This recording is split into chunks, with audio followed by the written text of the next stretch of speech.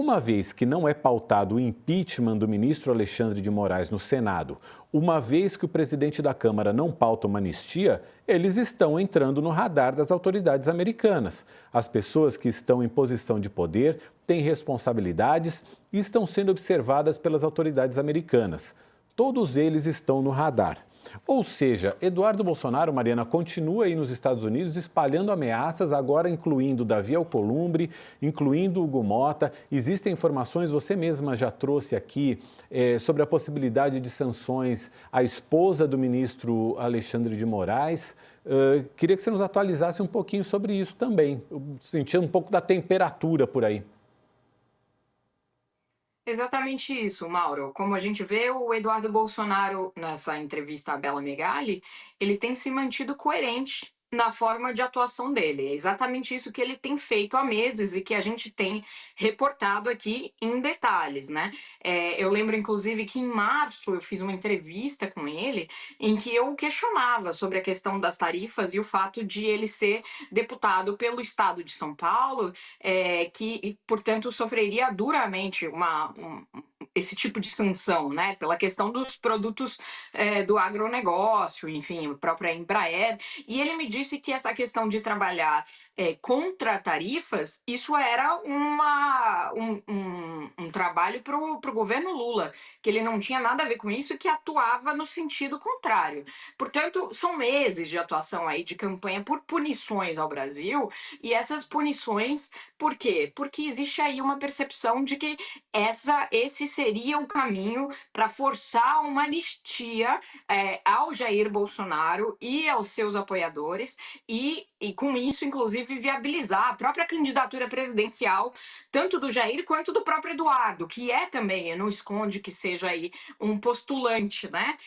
Existe, inclusive, uma ala do bolsonarismo que defende que não se coloque ninguém que não tenha sobrenome Bolsonaro como cabeça de chapa em 2026. Agora, a situação atual do Eduardo não permite sonhar com a candidatura presidencial, né? Inclusive, ele não tem, e ele próprio admite, condição de voltar ao Brasil nesse momento, porque, de fato, provavelmente seria preso pela sua atuação aqui em relação à obstrução de justiça e coação de autoridades. O que fica muito claro, inclusive, conforme a gente percebe que a cada ato do Supremo Tribunal Federal em relação ao Jair Bolsonaro, há uma reação quase que imediata do Departamento de Estado, do Departamento de Tesouro, da Casa Branca, em relação a sanções, em relação a manifestações de ameaça, né? Eles acabaram de fazer isso mais uma vez na segunda-feira, quando houve a decretação da prisão domiciliar de Jair Bolsonaro.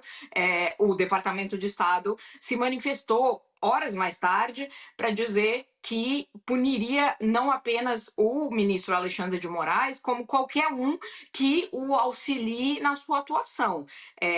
Isso é uma ameaça direta ao restante da corte, né, ao restante dos ministros, que a gente lembra que, inclusive, já sofreram restrição de visto, ao menos 7 dos colegas de Moraes já sofreram restrição de entrada nos Estados Unidos, mas que não deve parar por aí. Como eu bem disse, já trouxe aqui, existe sim a discussão sobre incluir outros ministros nas sanções financeiras da Lei Magnitsky.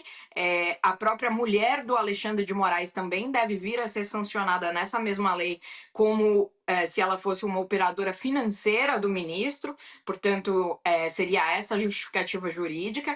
Agora, deve se espalhar, é possível, né, que ao depender do andar dos processos no próprio legislativo e da resistência, tanto em pautar a questão da anistia quanto a questão do impeachment do ministro Alexandre de Moraes, que a gente veja uma escalada aí de ameaças em relação ao próprio Congresso, aos líderes do Congresso, o que não seria inédito. Inclusive, no começo do ano, quando ainda era o senador Rodrigo Pacheco, o presidente do Senado, ele já estava em todas as listas também para sofrer restrição de visto e eventualmente até para uma Magnitsky. Era isso que os bolsonaristas aqui trabalhavam para conseguir. Então, agora, você percebe que eles ainda vêm em condição de negociar com a atual liderança do Congresso, ou ao menos de tentar abrir um diálogo, chegar em algum ponto, né? Porque não estão colocando a punição diretamente.